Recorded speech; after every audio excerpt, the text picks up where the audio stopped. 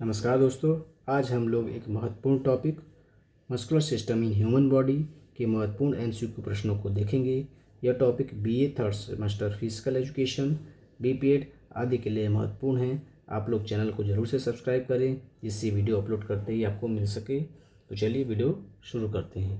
पहला प्रश्न है, पेशी विज्ञान का जनक किसे कहा जाता है? ए आर्किमिडीज, बी न्यूटन, सी अरस्तु और डी गैलेन।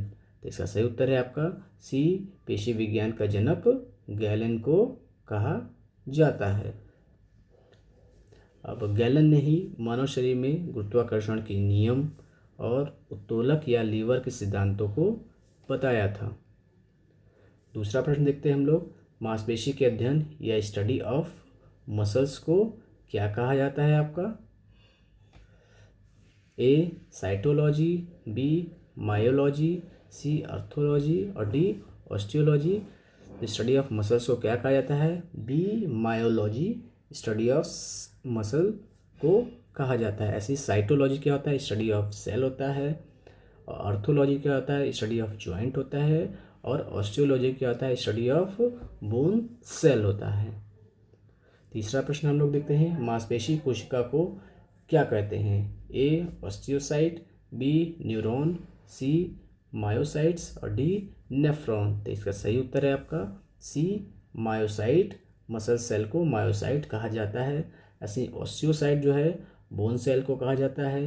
न्यूरॉन जो होता है आपका नर्वस सिस्टम के सेल को कहा जाता है। नेफ्रॉन जो होता है वो आपके किडनी के सेल को कहा जाता है। चौथा प्रश्न देखते हैं हम लोग, मानव शरीर में मांसपेशियों के प्रकार होते हैं। मतलब मानव शरीर में कितने प्रकार के मांसपेशी पाए जाते हैं? A voluntary, involuntary, D involuntary cardiac, C voluntary, involuntary एवं कार्डियक और डी कार्डियक एवं वॉलेंट्री। तो इसका सही उत्तर है आपका सी वॉलेंट्री, इनवॉलेंट्री और कार्डियक। ये 3 प्रकार के मांसपेशी मानव शरीर में पाया जाता है। इसी को आपका ऐच्छिक, अनैच्छिक या हृदय मांसपेशी कहा जाता है। 5वां प्रश्न हम लोग देखते हैं, नए मांसपेशी कोशिका या मसल सेल, नए जो मसल सेल बनते हैं उनके बनने की क्रिया को क्या कहा जाता है? ए मायोडाइनिया, बी मायोग्लोबिन, सी मायोब्लास्ट और डी मायोसाइट।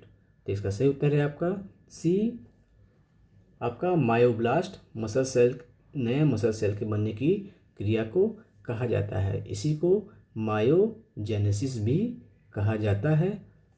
ऐसे ही मायोडायनिया क्या होता है? मसल्स में पेन या डिजीज को मायोडायनिया कहा जाता है। मायोग्लोबिन किसे कहेंगे?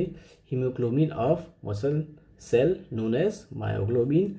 ऐसे ही डी मायोसाइट जो है मसल सेल को कहा जाता है। 6वां प्रश्न, मानव शरीर में सबसे बड़ी या मांसपेशी biggest muscles in human body, उसका नाम क्या बताना है आपको? ए सार्टोरियस, बी हैमस्ट्रिंग, सी ग्लूटियस मैक्सिमस, डी लेटिमस डॉर्सी।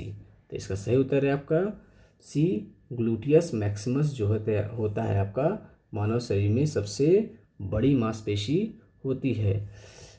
यह हिप की प्रमुख विस्तारक या एक्सटेंसर मसल्स होती है। लेटिमस डॉर्सी मांसपेशी पीठ की सबसे चौड़ी मांसपेशी होती है। Sartorius front of the thigh muscles होता है और हैमस्ट्रिंग क्या होता है? Back of the thigh muscles होता है। 7वां प्रश्न हम लोग देखते हैं, मानव शरीर में कुल कितनी मांसपेशियां होती हैं? ए 450, बी 545, सी 580 और डी 639। तो इसका सही उत्तर है आपका डी 639 जो है मांसपेशी मानव शरीर में पाई जाती है। कभी कभी परीक्षाओं में पूछ देता है, ऑप्शन दे देता है 600 से अधिक या 650। तो ये आपके अलग अलग ऑप्शन पे डिपेंड करेगा, लेकिन अगर 639 दिया हुआ है तो मानव शरीर में मांसपेशियों की संख्या, तो यही ऑप्शन सही होगा। 8वां प्रश्न हम लोग देखते हैं, सार्कोमियर किसे कहते हैं? A M line, B Z line, C H zone और D area between 2 Z line. तो सार्कोमेयर किसे कहेंगे? आपका ऑप्शन सही है D, sarcomere area between 2 Z line होता है। सार्कोमेयर आपका कॉन्ट्रैक्टाइल और functional unit of muscle cell fibre होता है। अब ये कैसे बनता है आपका, ये हाफ आधा जो है आपका आई बैंड या एक्टिन जिसे कहते हैं उससे बनता है, और फुल जो होता है आपका ए बैंड या मायोसिन को से बनता है। फिर हाफ आई बैंड या एक्टिन से मिल करके यह सार्कोमेयर बनता है। जैसे देखते हैं हम लोग, पहले क्या कहा जा रहा है आपको, हाफ क्या है, ये एक्टिन है। इसके बाद क्या होगा, फुल, यहाँ से क्या है आपके, यहाँ से यहाँ तक फुल्ली आपका पूरा मायोसिन है, पूरा एक। फिर यहाँ से यहाँ तक लास्ट में क्या है, ये हाफ क्या है, एक्टिन है ये। तो दो हाफ ऑफ एक्टिन मतलब फुल एक्टिन हो गए अगर देखा जाए, और बीच में एक फुल मायोसिन तो है। यहीं पे एक ये लाइन होता है जो कि ये एक्टिन के फुल एक्टिन को राइट साइड से और लेफ्ट साइड से हाफ में डिवाइड करता है। इसी को क्या कहते हैं, जेड लाइन कहते हैं। और इन्हीं दो जेड लाइन के बीच की दूरी को मतलब हाफ एक्टिन, दोनों साइड के हाफ एक्टिन और मायोसिन, इनको क्या कहेंगे, सार्कोमेयर कहा जाता है। ठीक है, अब ये पूरा मिला के सार्कोमेयर। अगला प्रश्न हम लोग देखते हैं, 9वां प्रश्न, मसल्स फाइबर के किस भाग में कैल्शियम आयन स्टोर होता है। मतलब मसल्स फाइबर का एक पोर्शन होता है, एक पार्ट होता है जिसमें कि कैल्शियम आयन स्टोर होता है, सुरक्षित होता है। ए फेसिकुली, बी सार्कोलेमा, सी सार्कोप्लाज्म और डी सार्कोप्लाज्मिक रेटिकुलम। तो इसका सही उत्तर है आपका डी सार्कोप्लाज्मिक रेटिकुलम में यह कैल्शियम आयन स्टोर होता है, और यह मसल्स कॉन्ट्रैक्शन में काफ़ी महत्वपूर्ण आपका भूमिका अदा करता है। 10वां प्रश्न हम लोग देखते हैं, किस मांसपेशी को बॉक्सर मसल्स कहा जाता है। किस मसल्स को बॉक्सर मसल्स कहा जाता है। ए हैमस्ट्रिंग, बी सार्टोरियस, सी सेरेटस एंटीरियर और डी डेल्टॉइड। तो इसका सही उत्तर है आपका सी सेरेटस एंटीरियर को क्या कहा जाता है, आपका बॉक्सर मसल कहा जाता है। 11वां प्रश्न हम लोग देखते हैं, हम लोग कंकाली पेशी या स्केलेटल मसल्स में प्रत्येक पुलिका या फेसिकुलस के चारों ओर संयोजी उत्तक आच्छादन या शीट को क्या कहा जाता है या क्या कहलाता है। ए एंडोमाइजियम, बी पेरीमाइजियम, सी इपीमाइजियम और डी सार्कोलेमा। तो इसका सही उत्तर है आपका बी पेरीमाइजियम कहा जाता है। अब देखते हैं हम लोग कि क्या होता है यह पेरीमाइजियम। एपीमाइजियम जो होता है, अब इसमें एपीमाइजियम आपको बताया जा रहा है कि एपीमाइजियम क्या होता है, जब मसल्स जो होता है जो टिश्यू लेवल पे होता है उसको जो कवर करता है उसको क्या कहेंगे, आपका एपीमाइजियम कहा जाता है।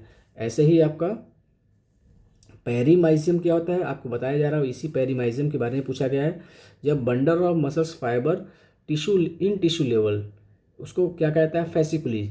अब इस फेसिकुलस को कवर करता है जो, उसको क्या कहते हैं, आपका पेरीमाइजियम कहा जाता है। और एंडोमाइजियम क्या होता है, जब फेसिकुलस को सिंगल मसल्स फाइबर को जो कवर करता है उसको फेसिकुलस कहते हैं, उसको जो कवर करता है उसको एंडोमाइजियम कहा जाता है। अगला प्रश्न, मानव शरीर में सबसे लंबी मांसपेशी, सब longest muscles in human body, इसे क्या कहा जाता है, क्या नाम है उसका। ए बाइसेप्स, बी सार्टोरियस, सी रेक्टस एब्डोमिनस और डी गैस्ट्रोनीमियस। इसका सही उत्तर है आपका बी सार्टोरियस मसल्स क्या होता है, यह मानव शरीर की सबसे लंबी मांसपेशी है। यह कहाँ पाई जाती है, front of the thigh muscles पाई जाती है, जांग में सामने की तरफ पाई जाती है। इसका मुख्य काम क्या है, हिप एंड नी के फ्लेक्शन करना इसका या मोड़ना इसका मुख्य काम है, और सीधा खड़ा होने में भी यह हेल्प करता है। कौन, सार्टोरियस। अगला प्रश्न देखते हैं 13वां, अस्थियों के साथ जुड़ी पेशियां हैं, मतलब जो पेशियां अस्थियों के साथ या बोन के साथ स्केलेटल के साथ जुड़ी होती हैं वो कौन सी हैं पेशी। ए रेखित, बी हृदय, सी अरेखित और डी सभी। तो इसका सही उत्तर है आपका ए रेखित मसल्स जो होता है वो अस्थियों से बोन से जुड़ा होता है, इसके रेखित मसल्स कहते हैं या स्केलेटल मसल्स कहते हैं। इसको और भी क्या कहता है, स्ट्रेटेड मसल्स, मतलब रेखाएं ऐसे सीधी सीधी ऐसे से पाई जाती हैं इस मसल्स में, इसलिए इसको स्टेटिक मसल्स कहा जाता है। क्योंकि यह अस्थियों से जुड़ी होती हैं इसलिए स्केलेटल कहा जाता है। और वॉलेंट्री कहा जाता है क्योंकि हमारी इच्छा के अनुसार काम करती हैं, इसलिए इसे वॉलेंट्री मसल्स भी कहा जाता है। 14वां प्रश्न देखते हैं, किस मांसपेशी को टेलर मसल्स कहा जाता है? आपके ऑप्शन है ए हैमस्ट्रिंग, बी डेल्टॉइड, सी काफ मसल्स और सी सार्टोरियस। तो इसका सही उत्तर है आपका डी सार्टोरियस को क्या कहा जाता है? आपका टेलर मसल्स कहा जाता है। 15वां प्रश्न हम लोग देखते हैं, मसल्स फाइबर के साइटोप्लाज्म को क्या कहा जाता है? मसल्स फाइबर का जो साइटोप्लाज्म होता है उसको क्या कहा जाता है? ए फेसिकुली, बी सार्कोलेमा, सी सार्कोप्लाज्म और डी मायोसिन। इसका सही उत्तर है आपका सार्कोप्लाज्म। मसल्स फाइबर के साइटोप्लाज्म को क्या कहा जाता है? सार्कोप्लाज्म कहा जाता है। अगला प्रश्न देखते हैं, मानव शरीर की सबसे छोटी smallest muscles in human body क्या है? वो ए स्टेपिडस, बी डेल्टॉइड, सी सार्टोरियस और डी ग्लूटियस। इसका सही उत्तर है आपका ए स्टेपिडस। जो मसल्स होता है आपका मानव शरीर में सबसे छोटी मांसपेशी होती है और ये कहाँ पाई जाती है? आपके कान में पाई जाती है। 17वां प्रश्न हम लोग देखते हैं, अनैच्छिक पेशी का दूसरा नाम क्या है? मतलब इनवॉलेंट्री मसल्स का दूसरा नाम क्या है आपका? ए रेखित पेशी, बी अरेखित पेशी, सी कंकाल पेशी और डी हृदय पेशी। तो इसका सही उत्तर है आपका बी अरेखित पेशी या इनवॉलेंट्री मसल्स का दूसरा नाम अरेखित पेशी या अनस्ट्रिप्ड मसल्स फाइबर कहा जाता है। इसी को इनवॉलेंट्री भी कहा जाता है। 18वां प्रश्न हम लोग देखते हैं, निम्न में से कौन सा टू जॉइंट मसल्स या का उदाहरण है? इसमें से टू जॉइंट का मसल्स का कौन सा उदाहरण है? आपका bicep tricep, deltoid latissimus dorsi, quadricep hamstring या ऑल ऑफ द एबव। तो इसका ऑप्शन सही है आपका ऑल ऑफ द एबव। अब हम लोग देखते हैं कि ये टू जॉइंट मसल्स नहीं, ये रेसिप्रोकल इनर्वेशन के बारे में पूछा जा रहा है कि निम्न में से कौन सा रेसिप्रोकल इनर्वेशन का एग्जाम्पल है आपका? तो आपका अब ये तीनों हैं आपके bicep tricep, deltoid latissimus dorsi और क्वाड्रिसेप और हैमस्ट्रिंग। ऐसे और भी ऐसे मसल्स हैं जो कि रेसिप्रोकल इनोवेशन के आपके एग्जाम्पल हैं। जैसे अब किसको कहते हैं reciprocal innovation? Combination work of agonist and antagonist muscles is known as reciprocal innovation. हमारे बॉडी में बहुत से ऐसे मसल्स होते हैं जो एक दूसरे के साथ अगेंस्ट में एगोनिस्ट मसल्स वो होती हैं जो कि आपके किसी मूवमेंट में डायरेक्टली इन्वॉल्व होते हैं, और एगोनिस्ट मसल्स के ठीक अपोजिट में जो मसल्स वर्क करता है उसे एंटागोनिस्ट मसल्स कहते हैं। जैसे आपके एल्बो के फ्लेक्शन में आपका बाइसेप मसल्स एगोनिस्ट है और उसके अपोजिट में आपका कौन सा मसल्स वर्क करता है? एंटागोनिस्ट आपका ट्राइसेप करता है। बाइसेप फ्लेक्स होता है और वो आपका ट्राइसेप जो है एक्सटेंड होता है। बाइसेप मसल्स की जो है लंबाई वो घटती है और ट्राइसेप की लंबाई फ्लेक्शन एल्बो फ्लेक्शन के समय बढ़ती है। ऐसे ही एल्बो एक्सटेंशन के समय आपका ट्राइसेप जो होता है एगोनिस्ट हो जाता है और बाइसेप एंटागोनिस्ट हो जाता है। तो इन्हीं दोनों के कॉम्बिनेशन ऑफ वर्क को क्या कहता है? Reciprocal innervation. Two joint muscles की यहाँ बात नहीं की जा रही है बल्कि रेसिप्रोकल इनर्वेशन के बारे में बताया जा रहा है। आगे देखिए, अब आ गया टू जॉइंट मसल्स का क्या इसमें से एग्जाम्पल है? टू जॉइंट मसल्स का निम्न में से कौन सा टू जॉइंट मसल्स का एग्जाम्पल है आपको? A hamstring, B rectus femoris, C gastrocnemius और D all of the above. तो इसका सही उत्तर है आपका D all of the above. ये तीनों जो है आपका टू जॉइंट मसल्स का एग्जाम्पल हैं। क्या होता है two joint muscles? Two joint muscles are muscles that cross two joints rather than just one. मतलब वो हमारे शरीर में बहुत से ऐसे मसल्स पाए जाते हैं कि जो एक साथ दो जॉइंट पे वर्क करते हैं। तो ऐसे मसल्स को क्या कहा जाता है? Two joint muscles. उसमें से आपका mainly lower part of the body में पाया जाता है हैमस्ट्रिंग, रेक्टस फेमोरिस, गैस्ट्रोनीमियस। ये तीनों जो हैं आपके टू जॉइंट मसल्स के एग्जाम्पल। ऐसे और भी मांसपेशी हैं, आप उसको और भी देख सकते हैं। हैमस्ट्रिंग विच क्रॉस बोथ। हैमस्ट्रिंग अब टू जॉइंट मसल्स पे स्थित होता है और वो कौन कौन से जॉइंट है? हिप और नी, दोनों पे आपका वर्क करता है। ऑल्सो कॉल्ड बाई आर्टिकुलेट या बाई एक्सियल मसल्स। अब इसी टू जॉइंट मसल्स को क्या क्या कहा जा सकता है, बाई आर्टिकुलेट, मतलब दो जगह से जुड़े होते हैं इसलिए से by articulate, and by axial, और दो एक्सियल में वर्क करते हैं इसलिए इसको बाई एक्सियल मसल भी कहा जाता है। 20वां प्रश्न हम लोग देखते हैं। हम लोग निम्न में से कौन सा हैमस्ट्रिंग मांसपेशी समूह का मसल्स है। इसमें से मांसपेशी मसल्स हैमस्ट्रिंग मसल्स ग्रुप जो होता है उसमें कौन कौन से मसल्स होते हैं। A semi tendinosus, B semi membranosus, C biceps femoris और D all of the above. तो इसका सही उत्तर है आपका D all of the above. आपका ये तीनों मसल्स मिल करके आपका हैमस्ट्रिंग ग्रुप ऑफ मसल्स को बनाती हैं। आपका ये तीनों मसल्स, ये तीन ही मसल्स होते हैं जो कि हैमस्ट्रिंग ग्रुप ऑफ मसल्स में होते हैं। अगला प्रश्न हम लोग देखते हैं। हम लोग कौन सी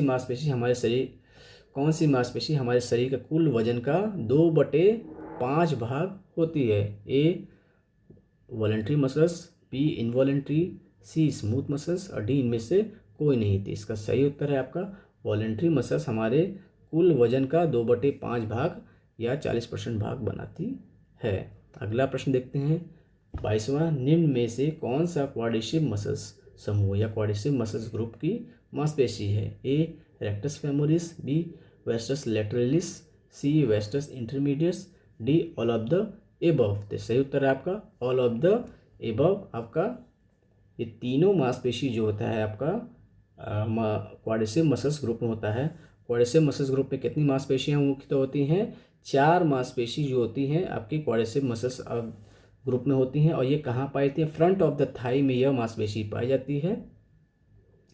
इन तीन के अलावा एक और जो मांसपेशी जो है आपके क्वाड्रिसेप मसल्स ग्रुप में होता है वो वेस्टस मीडियलिसिस होता है। इन तीनों के अलावा तो 4 मांसपेशी मिला करके क्वाड्रिसेप मसल्स ग्रुप को बनाती हैं। अगला प्रश्न हम लोग देखते हैं। वह पेशी जो सिर को हमारे घुमाने में मदद करती है कौन सी होती है।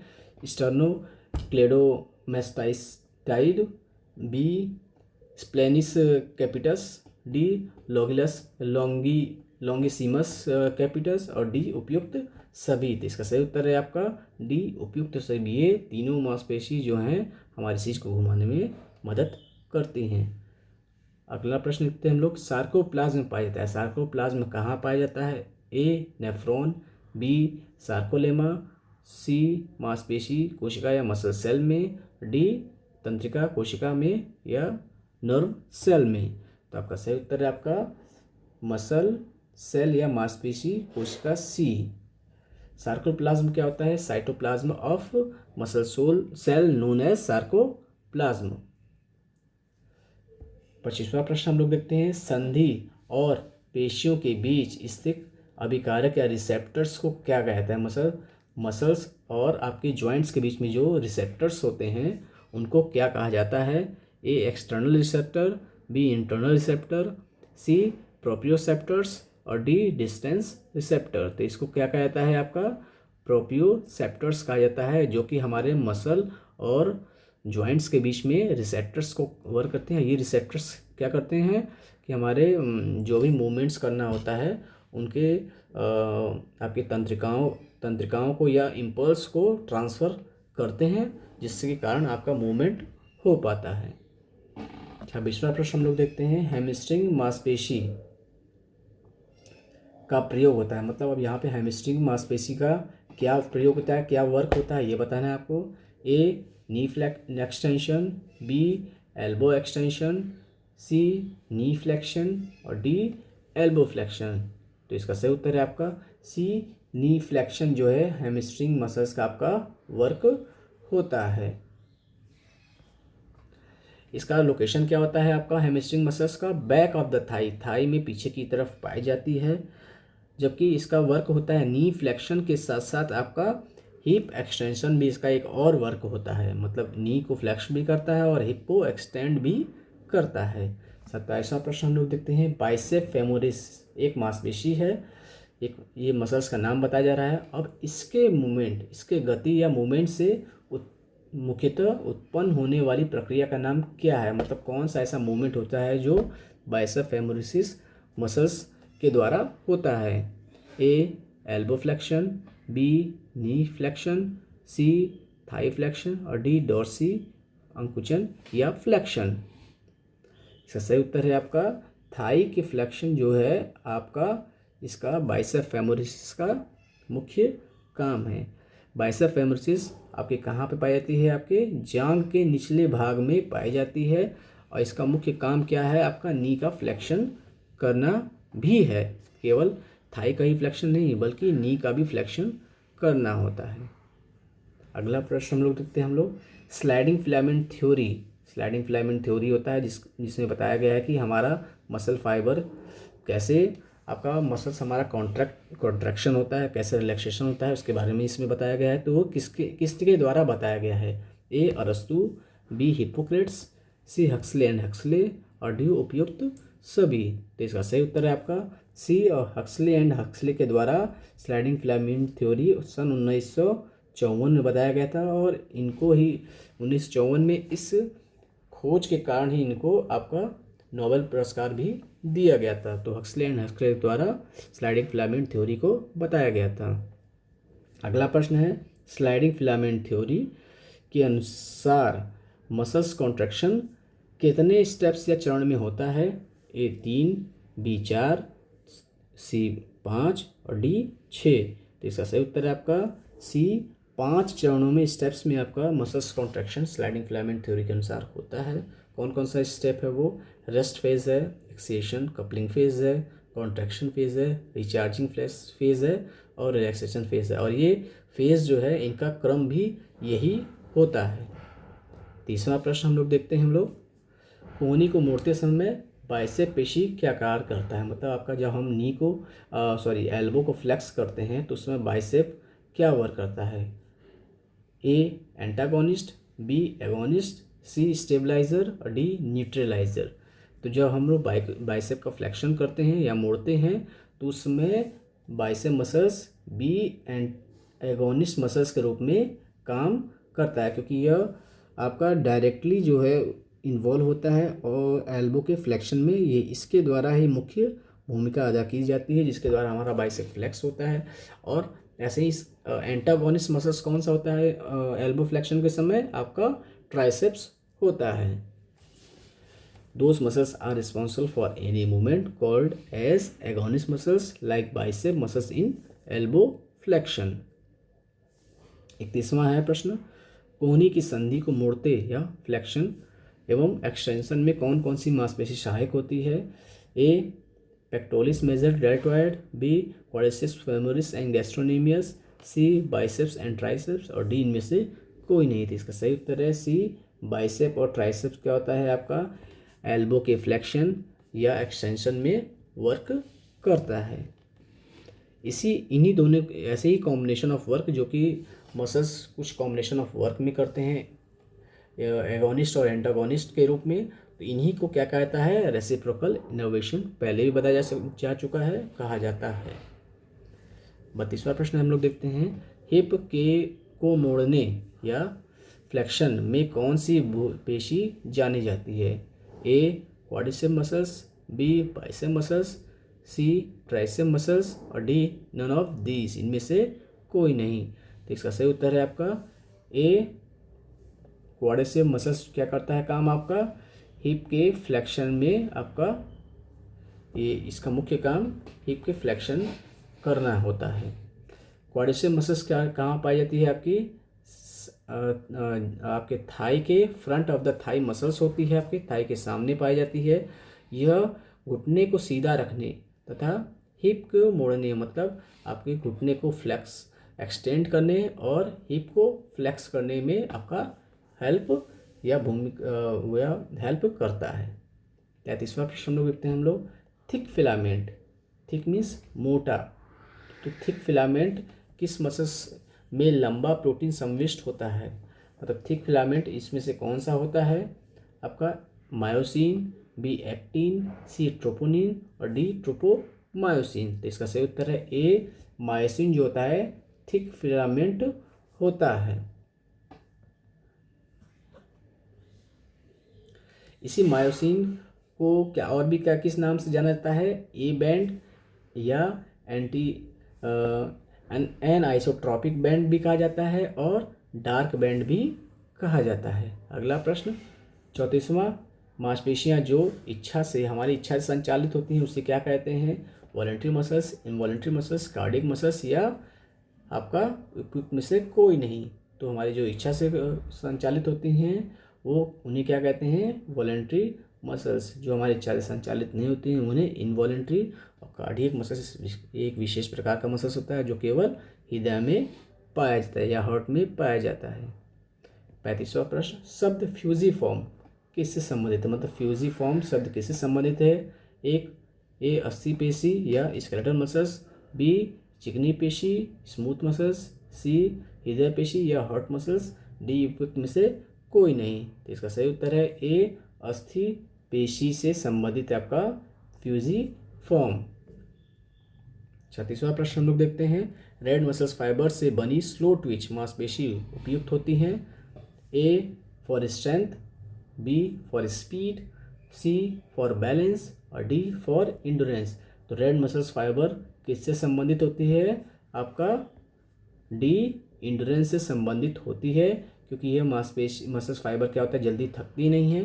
तो यह हमको लंबे समय तक, लंबे अवधि तक, ड्यूरेशन तक काम करने में मदद करता है। इसलिए यह इंड्योरेंस बेस्ड एक्टिविटी में हमारा इंड्योरेंस बेस्ड एक्टिविटी के लिए ज़्यादा उपयुक्त मानी जाती है।